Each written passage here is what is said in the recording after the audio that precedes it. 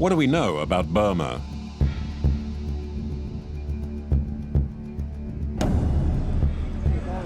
The country is a virtual prison, ruthlessly kept in check. One opponent, a Nobel Peace Prize winner, has been under house arrest for 14 years. The military rule with an iron fist.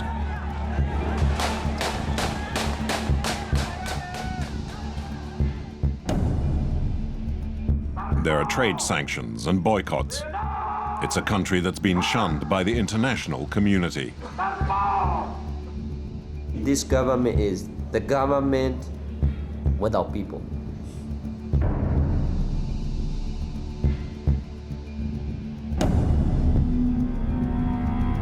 And yet, the military regime is able to do business in secret with some of the West's most respectable companies. We've helped with setting up the infrastructure. To what end it might be used afterwards is not really part of our prerogatives. Companies that replenish the war chest of the Burmese generals. Money that floats in various tax havens. We never talk or express our opinions about the governments or the countries in which we operate. The sanctions could be used against the Burmese military's bank accounts and banking systems, but can we do it? Not by ourselves. Has the West given a brutal regime the means to become a nuclear power? You know, obviously we're very concerned about North Korea and recent reports about perhaps their dealings with what we call Burma.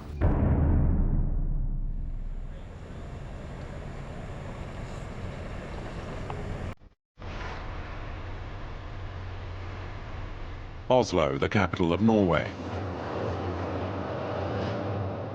An unlikely first stop for an inquiry on Burma.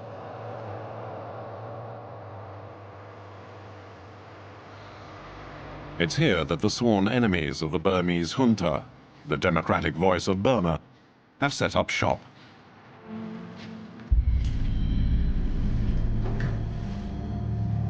Oslo is to Burma what London was to Free France in 1942, a base from which the resistance continues.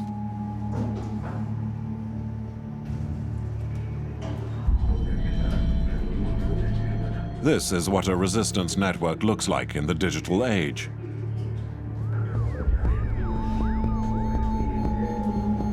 The opposition receives daily emails detailing sensitive information about what is happening inside the country. One attachment appears to be a leak from an official at the Ministry of Defense. They're sending you stuff from Burma right now? Yes, exactly. Yeah, they're sending from Burma about secret project. What is it? This is aircraft facility project. It's the photos we got from the sources within the government. Sources inside the government? Yeah. You have many sources inside the government? Oh yeah, of course, of course. Sympathizers among the police supplied these photographs, which were used in the judicial inquiry. By all accounts, the Burmese regime is riddled with informants, including, it would appear, senior officials. In some situations, the people from the inside also link the information on purpose.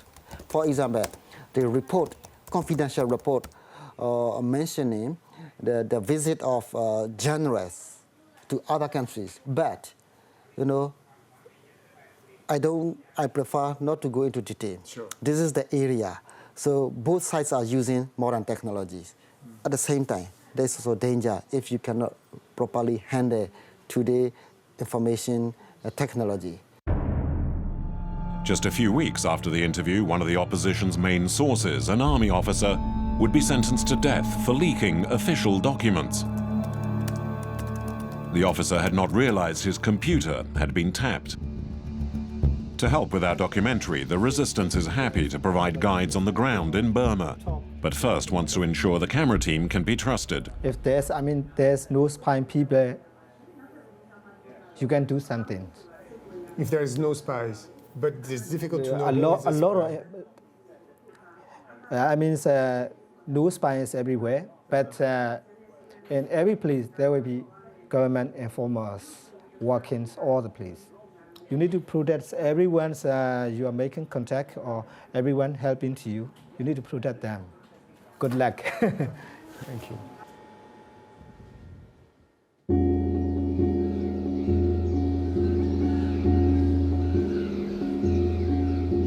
Rangoon is the largest city in Burma. The military changed the name of the country to Myanmar. Time seems to have stood still in this former British colony with a decaying charm all its own. At school, loud-hailers urged the youngsters to follow the simple austerity of Buddhism and to renounce worldly pleasures. At first glance, this does not appear to be one of the world's harshest dictatorships.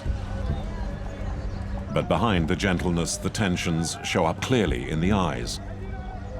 Here, you either spy on others or are fearful of others spying on you. Welcome to Myanmar.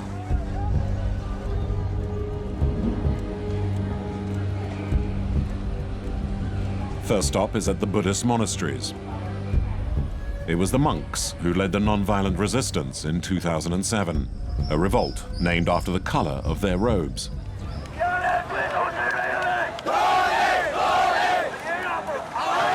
The Saffron Revolution was the first time monks joined in the massive street demonstrations against the high cost of living.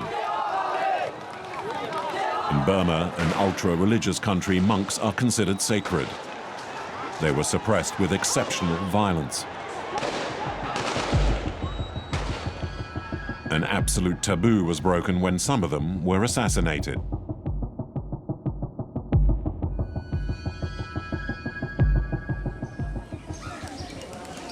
Nowadays, the pagodas seem enveloped by the tranquility of the Buddha. Tranquility mixed with a subtle yet efficient surveillance.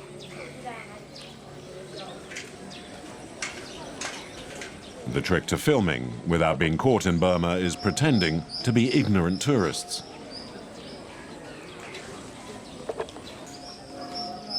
It's a skill in which we do excel. Close by the pagodas are the monasteries where the monks live. This was one of the most politically active during the Saffron Revolution. Today, however, the monks that joined in the protests are in hiding. But eventually one agrees to be interviewed. He grants us 2 minutes and not a second longer. Not the face. Not the face. Don't show my face. What will happen if your face Why? What will happen if we do show your face? If they see our faces, there won't even be any questions. It means automatic torture and imprisonment. So how is the life in the monastery right now? 2 of my brother monks are in prison, and others, we don't know how many, are being held in interrogation centers. Speaking to any white person is very dangerous.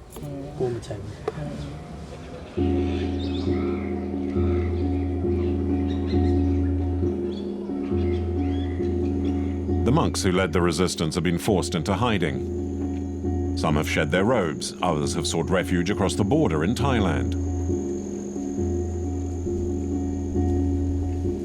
But even there, they are not entirely safe. The border is a simple stretch of river. There are no controls on the Thai side, and it's not unusual for Burmese agents to sneak across. In 2008, an opposition leader was assassinated in Thailand.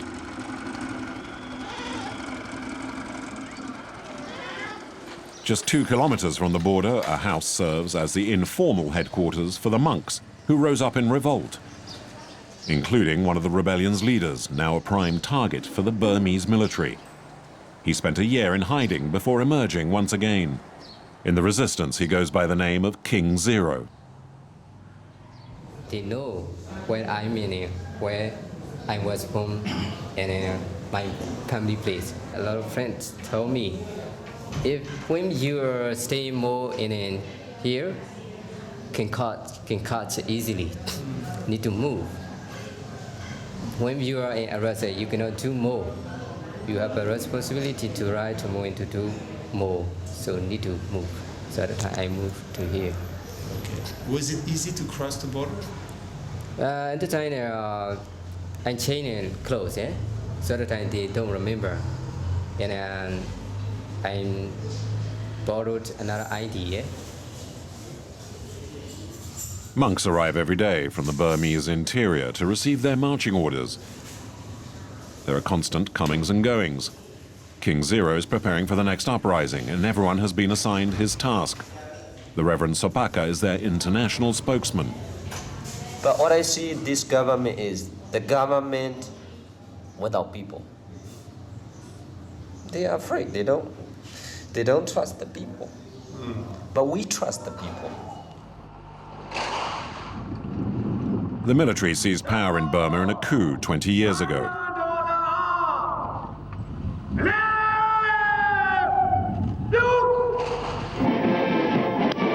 The army annulled the results of the election in which the Burmese voters had had the misfortune to make the wrong choice. They have bloodily repressed any stirrings of democracy ever since.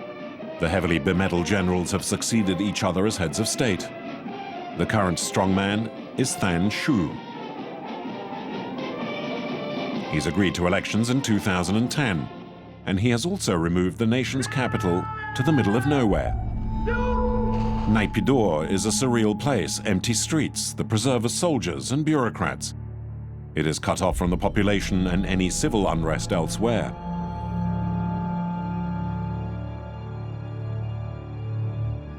Aung San Suu Kyi, the woman who legally won the only free elections the country has ever held, has languished under house arrest in her family home in Rangoon for 14 years. She stubbornly continues to hope in the future. In 2000, she was able to express herself in a rare interview. It is a long time since we have had democracy, so we should start out in the right way with a great value placed always on justice.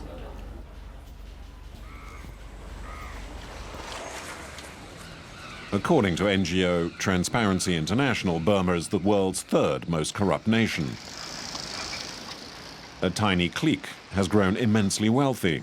The elite live in villas protected by barbed wire in the Golden Valley district of Rangoon. Life on the streets appears harsh and miserable. Only 1% of the national budget goes on education. To the poor, school is an unobtainable luxury. I don't go anymore. From school. He doesn't go to school? He left school. He has left school. He doesn't go to school anymore. School's finished, right? Yeah. You don't like school? Yes, I would like to, but I have to work.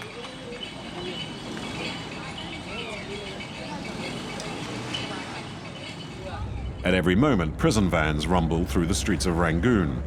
We discreetly snatch a few shots. The opposition claims there are currently more than 2,000 political prisoners. Adding that hundreds of them have died from deliberate ill treatment.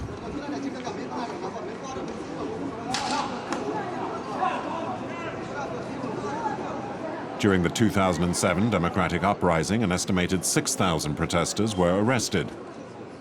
Being taken away in one of the police prison vans was often a journey of no return. Aung Suu was 18 during the rebellion and still at school. He witnessed the massacres on the 27th of September 2007 firsthand. They suddenly showed up in trucks. They started shooting even before they'd stopped.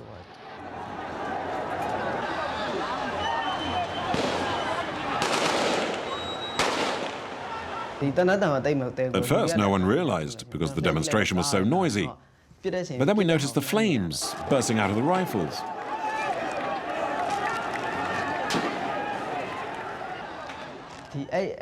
In nearby buildings, people had left the front doors open so we could shelter inside.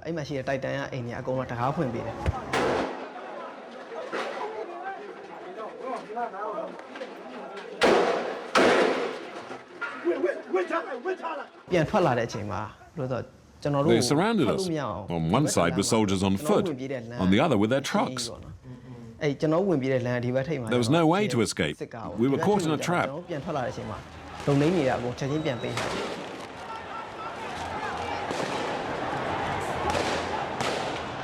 There were no more bodies in the street, but in a gutter I saw a young girl covered in blood. There were 2 other bodies next to hers.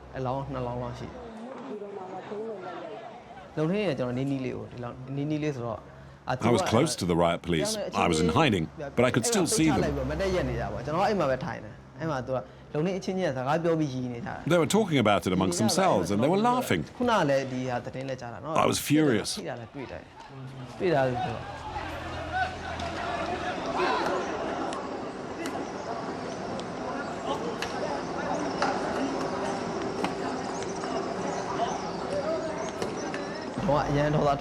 I was so angry I wanted to attack the police. But a man who was older than me, and just as cross, held me back. And he said, "Be patient, my boy, our turn will come."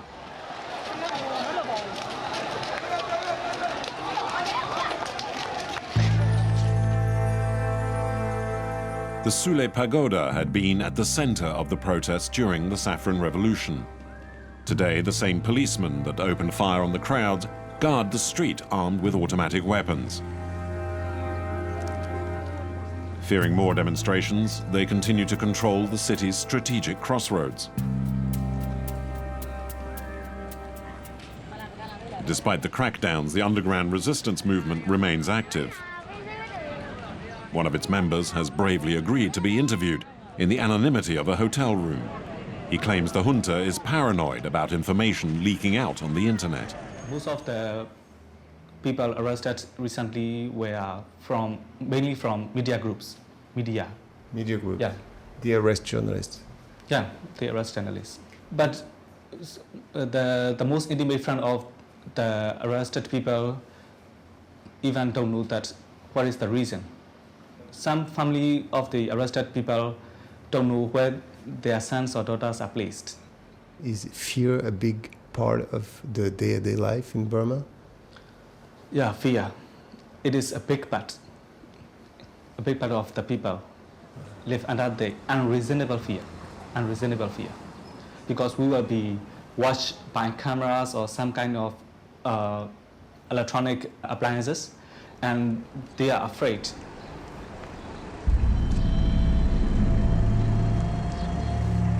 The junta would like to open up the country to tourism and much-needed dollars.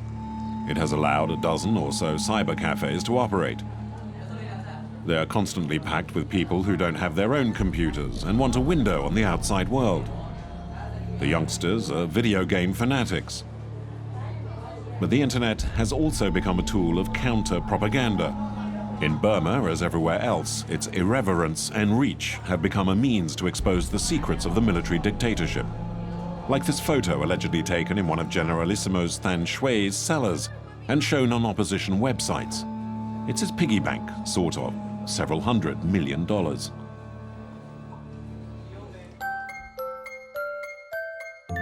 And that's not all.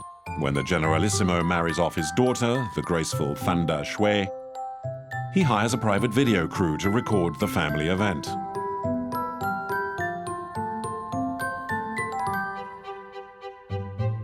Diamond necklaces, flowing dresses.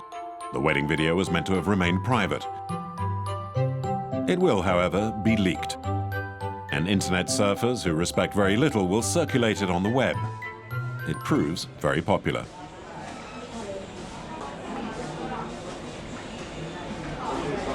In Burma, bloggers and internet journalists are tracked down and arrested and imprisoned by the dozen. Among them, Phone Lat, who was a high-profile blogger. He's sentenced to 20 years in prison for his articles that are considered too disparaging. His computer had been traced, despite all the precautions he had taken. Dissidents post their comments from the cyber cafes, but they need to be wary of the owners and other customers. They also need to know how to cover their tracks. An underground member shows us how, stealthily, right under the noses of the staff at this cyber cafe. Firstly, after sign out, we have to clear private data first. Okay? And then what else? To be safe. And then you can clear all events. That's enough? Not enough. Not enough to save. This Link. is traces of your Yes, surfing. that's why. So at that time we can delete. And they cannot find you. Yes, but not totally safe because anyhow they can watch on the server. So like that. And like that, even if they watch from Yeah. the server, they won't see anything? I think it is 50% safe, not totally safe. Okay. Internet is dangerous here. Yes. The political police make every effort to persuade the cyber cafe owners to become informants, at least according to one such proprietor. They always ask the cyber cafe who make the connection to the foreign country, who watch the political websites. Actually, we don't give all the information to the PAC center because we don't need to do this. Failing to get much collaboration from the cyber cafes, the authorities have turned instead to blocking access at source. Attempts to communicate internationally are jammed. Emails, news sites. Access denied is a phrase that has become all too familiar on the internet in Burma. Access denied is expression of fear. They have the fear that the people will know the reality. That's why they try to close the eyes of the people, ears of people. To crack down on internet access, the authorities have built a cyber city in the middle of the jungle, some 500 kilometers from the capital. The Generalissimo himself inaugurated the facility, an event dutifully relayed by the state-controlled media. Seated in his large sofa, he ordered the construction to be speeded up. Generalissimo Than Shui has set out his policy of finishing the project as quickly as possible. It's of vital political importance. The coverage also showed graphics explaining the telecommunications network the military want to install. It shows a core unit with tentacles that reach every digital device, from computers to cell phones. Through the intermediary of an opposition journalist, one of the senior officials who attended the inauguration ceremony agrees to be interviewed. Surprisingly, he describes how Alcatel-Lucent, the French-American multinational, took part in the scheme. Will Cyber City be used for military purposes?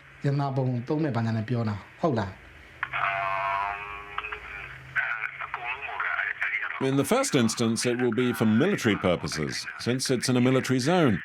But later, it will be for the entire country. Was the Cyber City designed by Alcatel Shanghai Bell? Yes, I think it was. All the communications were done by Shanghai Bell. So the military bought everything from Shanghai Bell. That's the general idea, yes. Shanghai Bell is the Chinese subsidiary of Alcatel. But our source does not seem very firm. We decide to double-check. The Chinese affiliate's website links directly to the parent company. On the site is a list of all the countries with which the company does business. No reference whatsoever to any Alcatel-Lucent operation with the dictatorship in Burma. But on its website, the company commits itself to the respect of human rights as part of its corporate social responsibilities. Alcatel goes so far as to make it one of the decisive criteria in its industrial sector.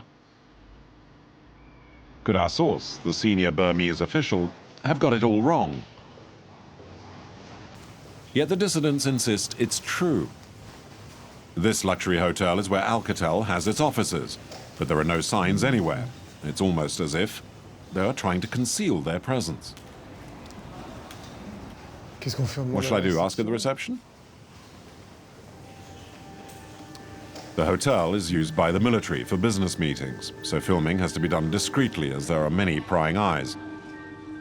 A man in a black t-shirt seems to be paying a lot of attention to our activities, and it takes some time before we can shake him off. Having lost him, we finally come across the offices of Alcatel and its distinctive logo up on the 5th floor.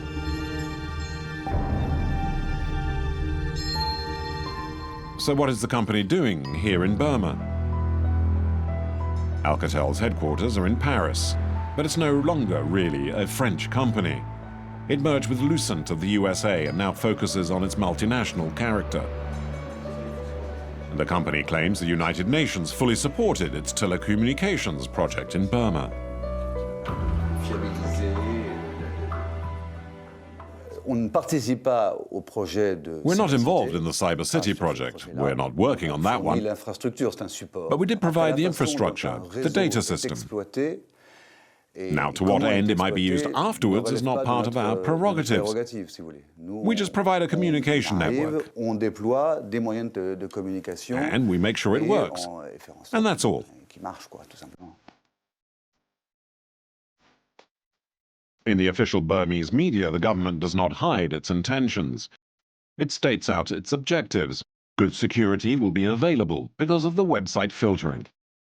In other words, better surveillance. In this project, Alcatel Shanghai Bell is quoted as a technical consultant.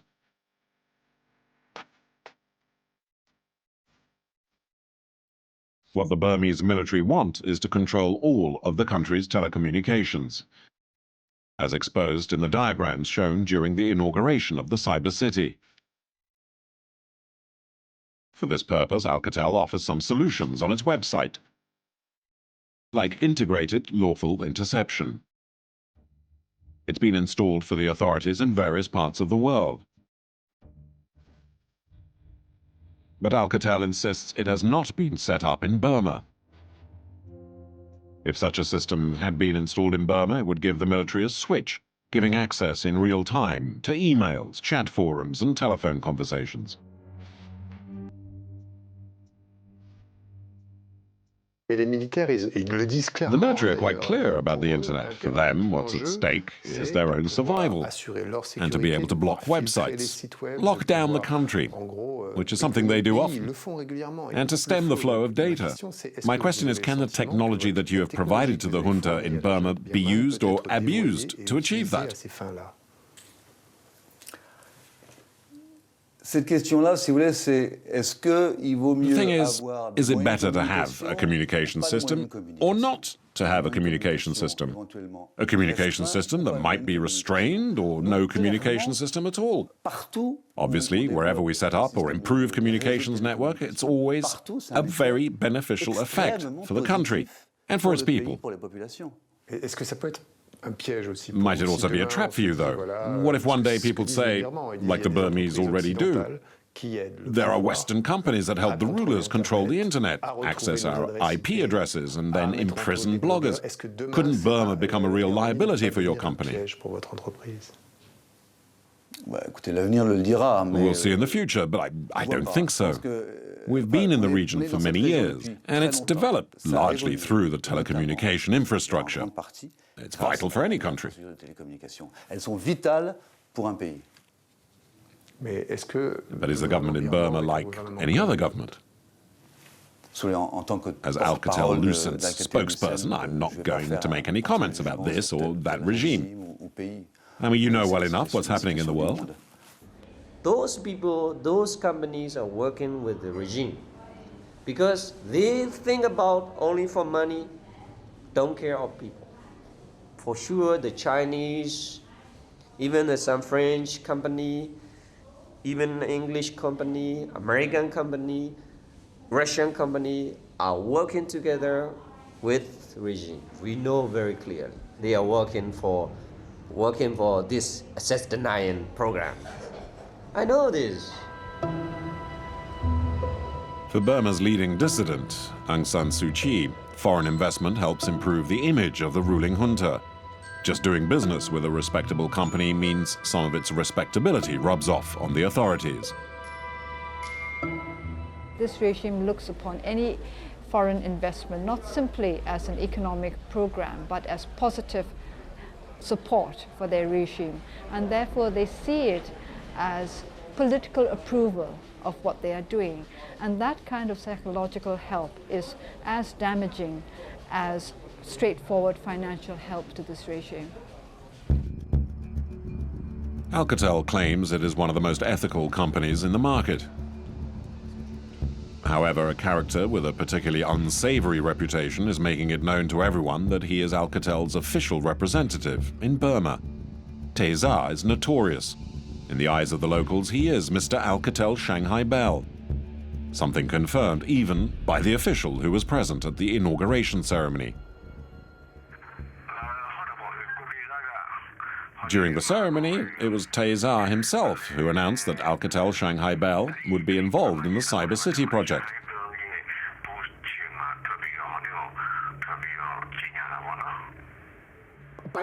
Is he their partner or their boss? No, not their boss. Maybe he has shares of the company. But mostly he is Alcatel Shanghai Bell's representative in Burma. But not the boss. So who is Tae-za? He's regularly been seen acting as an intermediary between the military and foreign companies. His role has been scrutinized by an American investigative journalist. The regime knows him, they like him, they trust him, they know he's their man. And so Tae-za has been paired up with other companies, and apparently he's paired up now with Alcatel Shanghai Bell. Tae-za is one of the least accessible men in Burma. His house is protected by police and barbed wire barriers are kept close by for additional security. We drive past his house, our guides having warned us never to stop outside. Through the railings, his collection of luxury cars is just about visible. The man has good taste. There is a Rolls-Royce, a Mercedes coupe, and the much-prized red Ferrari and yellow Lamborghini.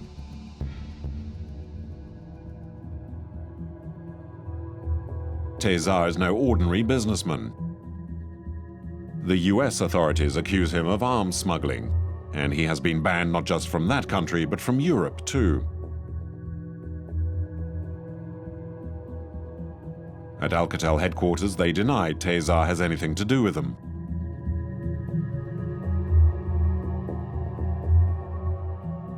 Alors, je vous dis, nous n'avons pas de relation. I can assure you, we have no professional relationship with Mr. Tae-za. In fact, we no longer work with agents or any type of intermediary. Aucun agent ni aucun intermédiaire. So it's a lie. I'm not saying it's a lie, I'm just saying that it's not true. We don't work with agents or intermediaries in any country whatsoever. Tae-za might be bluffing, like the generals he could do with improving his image. Since the summer of 2009, there have been some serious allegations made against him. He's believed to have transported nuclear material on behalf of his military friends. One journalist, an Australian based in Bangkok, was tipped off by one of Tae-za's former financiers.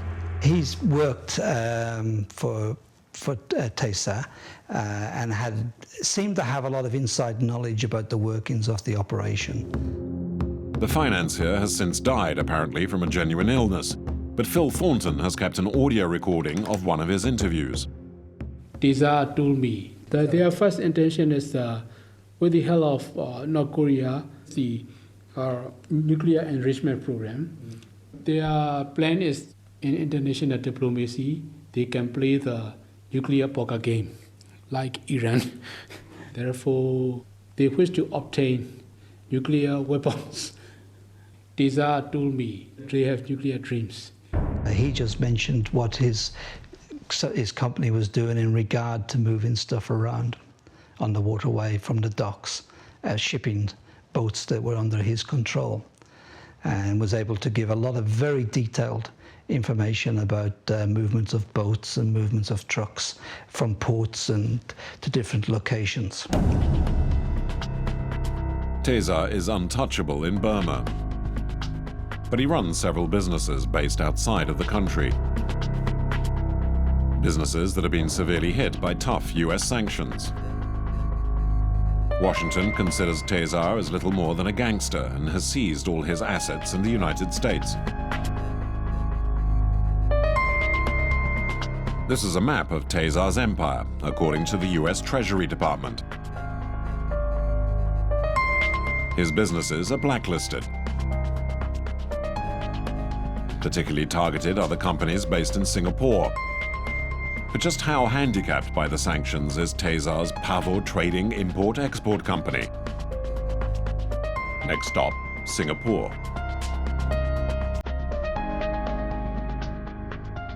What we discover is that in the world of business, sanctions are obstacles made to be overcome. The city-state of Singapore is the largest commercial port in the region. It's an ultra-modern city, dedicated to commerce and banking, a financial fortress in the Asia of the 21st century. Tasear spends a considerable amount of time in Singapore.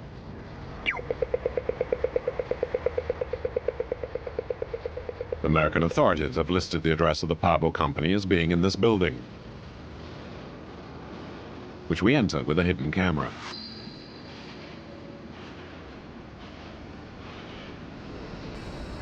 The Pavo company is not named on the signs in the lobby. Nevertheless, it should be somewhere in this part of the building.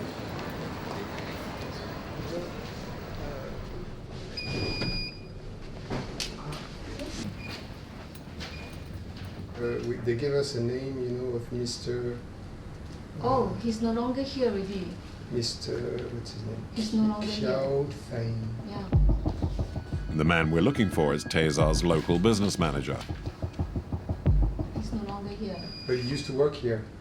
I You think that know was him? before. I do not know him. Is there someone who can tell me where they are, where we can find them?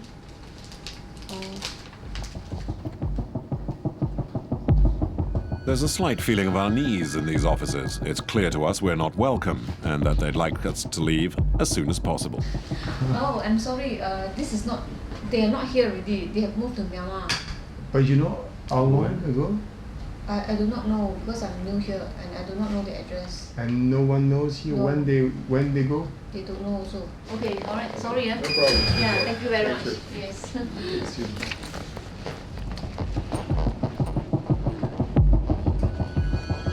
The person who might know where Tasear's company is the building's caretaker. The company we were looking for, the name is Pavo Trading and HTO Wood.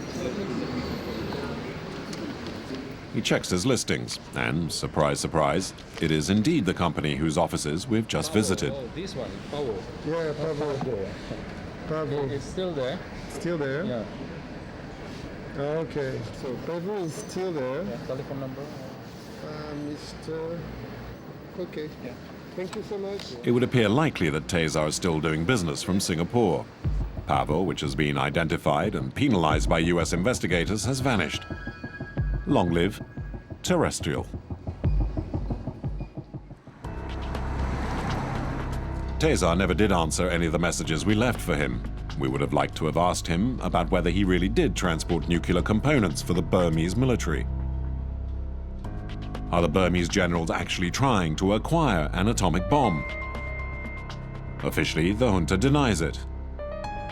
And proving it is very hard to do.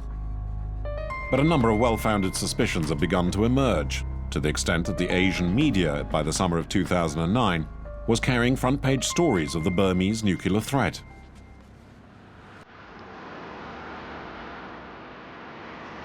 In 2008, a Burmese military delegation visits North Korea, a nation with a reputation of making available nuclear materials for military use. The visit would have remained a state secret if it weren't for some photos that were obtained by the dissidents. The Burmese were looking for ways to upgrade their military capacity. An agreement is signed between the two nations.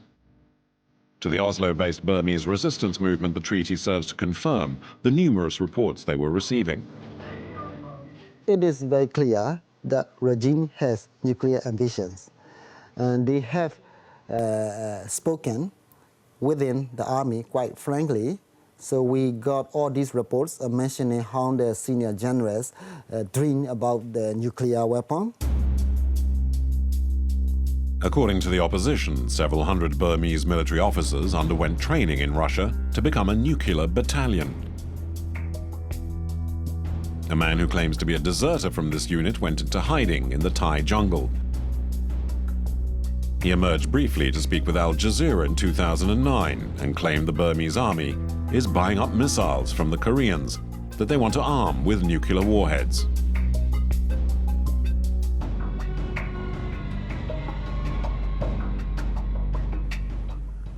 Mostly they come from North Korea and China.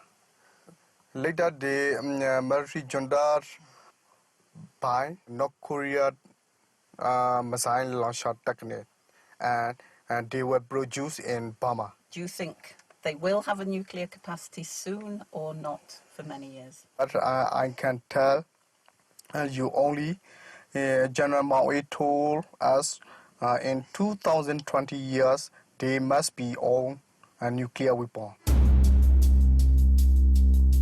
The Burmese general want the bomb to bolster their regime. They have watched how other impoverished nuclear powers have fended off international pressure fairly easily.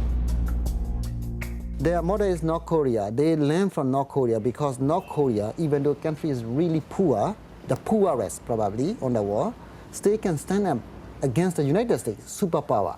So they dream North Korea.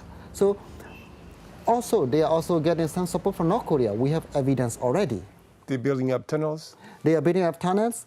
So we have documents showing and saying the regime purchased tunnel construction equipment.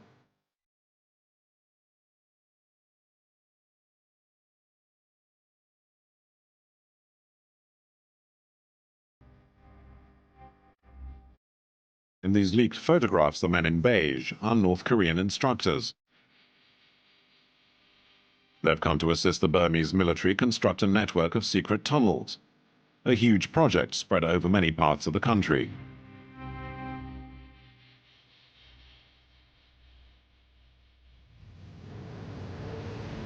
Western intelligence services are picking up ever more worrying indications of Burma's nuclear objectives.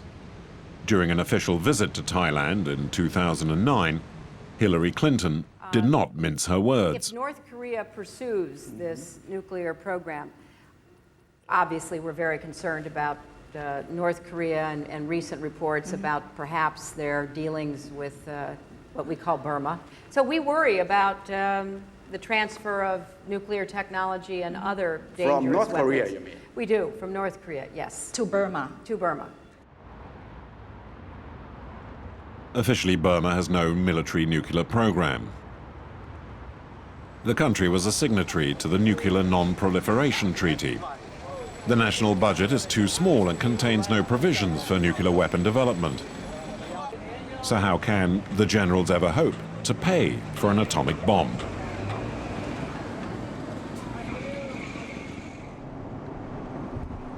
The answer to the money question lies in western Thailand, along the border with Burma. Here, a 70-kilometer-long pipeline is delivering Burmese natural gas into Thailand.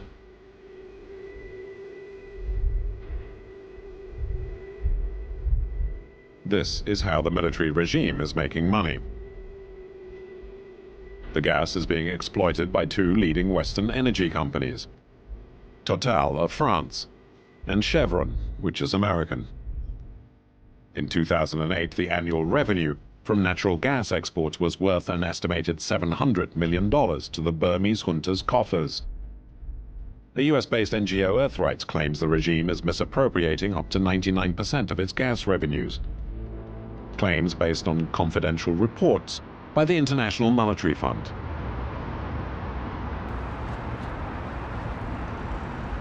We were there when Earthright stopped by the Foreign Ministry in Paris to brief French diplomats on their findings. Oh yes, it's our last day. Yes, sure. You're based this way then? Yeah. Thank you. The amount of revenue that's generated for the Burmese regime from this project. And from the year 2000 to 2008, which is commercial production started in the year 2000, we've estimated the project has generated about $4.83 billion for the SPDC. We've done some research into how that money has been managed. We've determined that this revenue, some of this revenue has found its way into offshore bank accounts. $4.8 billion. Revenue from Burmese gas goes almost exclusively through bank accounts in tax havens. First, the Thais paid Total for the gas through a subsidiary of BNP Paribas based in Jersey in the Channel Islands. There's nothing illegal in that, but it means Total can reduce its tax liabilities in France. Total then pays its dues to the generals in Burma. That is when things begin to get murky. According to the NGO, the generals then place 99% of the money into accounts in another tax haven, Singapore.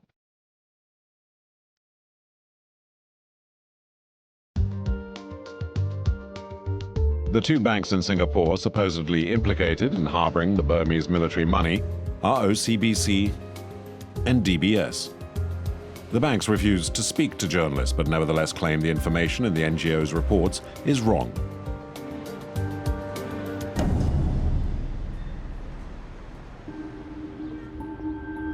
But one thing is certain. The vast majority of the money that Total pays to the generals never shows up in the Burmese national accounts. We have no indication of what use the money is put to. If it gets rerouted elsewhere, we have no way of telling, no proof. And besides, I believe the two banks that have been mentioned in the report denied the accusations. But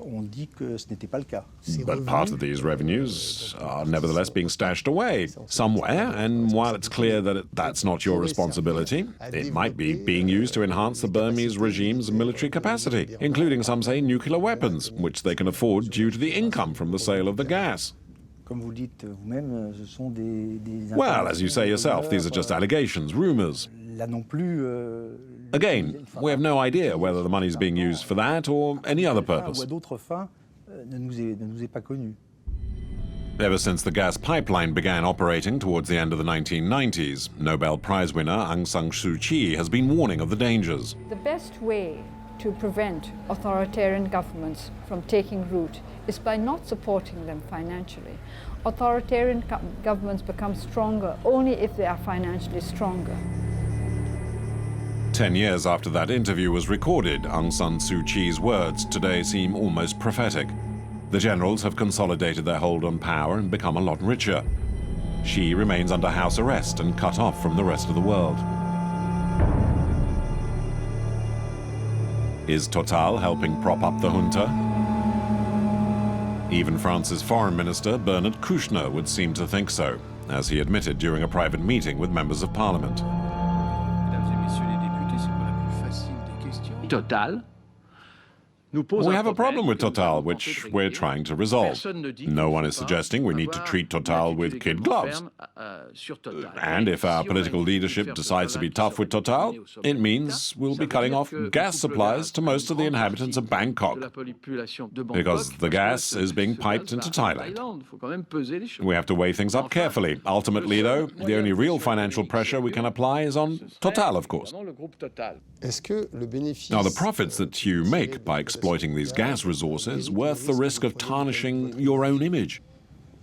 It's something we ask ourselves quite often, but in the end we believe it's better for the local people, and for ourselves too, that we are doing this rather than if we were not. But surely you're not involved in the supply of gas just for the benefit of the population that happens to live alongside the gas pipeline?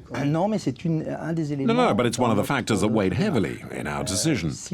If we were in a position where we couldn't respect our own code of ethics or the standards that are an integral part of our group, then we would need to draw our own conclusions. So you would be, we might have to leave, yes, but it would be preferable to stay rather than to leave. Burma has proved to be troublesome for Total. A decade earlier, it became embroiled in a scandal. The Burmese army was protecting the pipeline. It was usual practice for the army to use civilians for forced labor. They were made to work on the roads, cleaning up, carrying and fetching, and helping build the army's fortifications. In the area around the pipeline, the forced labor was carried out under the very nose of Total employees. One of them even recorded it on video. Yeah, you know what you're filming a secret. Men, women and children rounded up and required to build the army's defenses.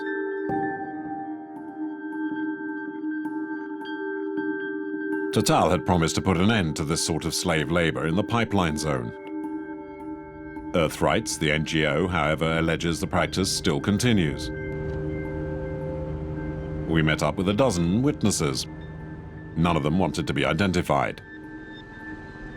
All of them agree that Total's pressure on the ruling military did improve matters.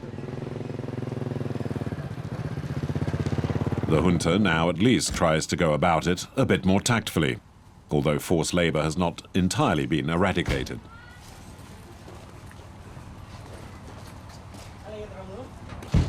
The military no longer call it forced labor. They go and see the village headman and ask him whether some of the villagers could volunteer to give the army a hand. The headman decides who the volunteers will be. Before, they would just grab anyone they could, and before, no one used to dare to admit he was the village headman. It might still exist here and there. I couldn't swear that what Total has done means all forms of slave labor in the area have been completely eradicated, and that there aren't a few cases here and there. But when such cases have been brought to our attention by the villagers, we've stepped in to stop it.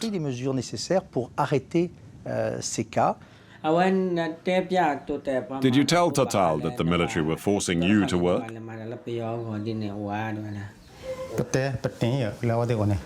Yes, of course. We told the people in Total's social program, and they promised to intervene.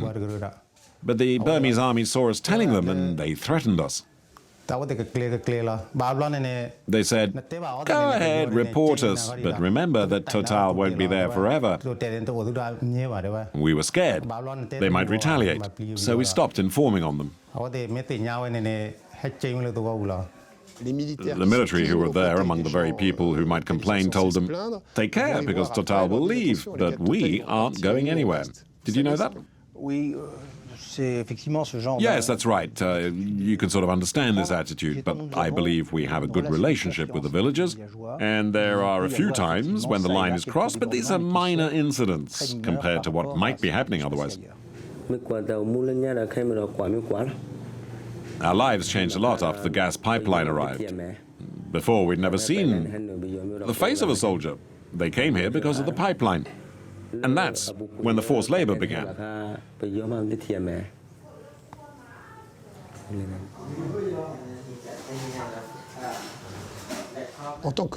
As an individual, you've been to Burma. What do you think of the place? I don't want to answer that question. I'm talking to you not as an individual, but as a representative of Total. But does Total have an opinion on the authorities in Burma? We never talk about or express our opinions about the governments of the countries in which we operate. In the jungles of Thailand, close to the border with Burma, tens of thousands of Burmese have sought refuge. They live in a kind of no man's land, barricaded in by the Thai military.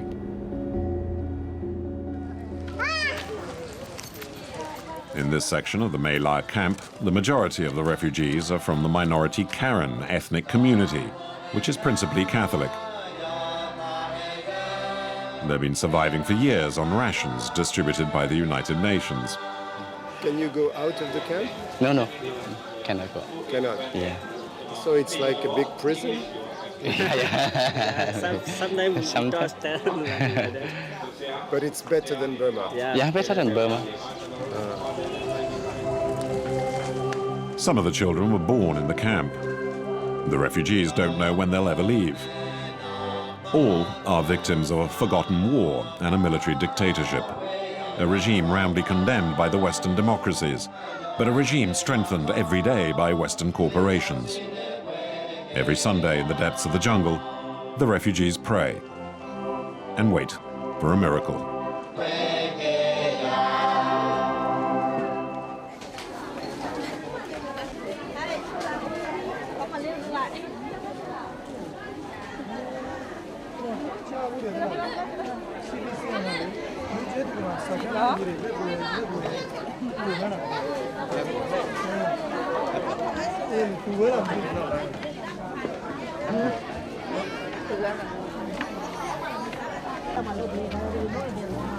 Ra cua này, ra cua gì đây?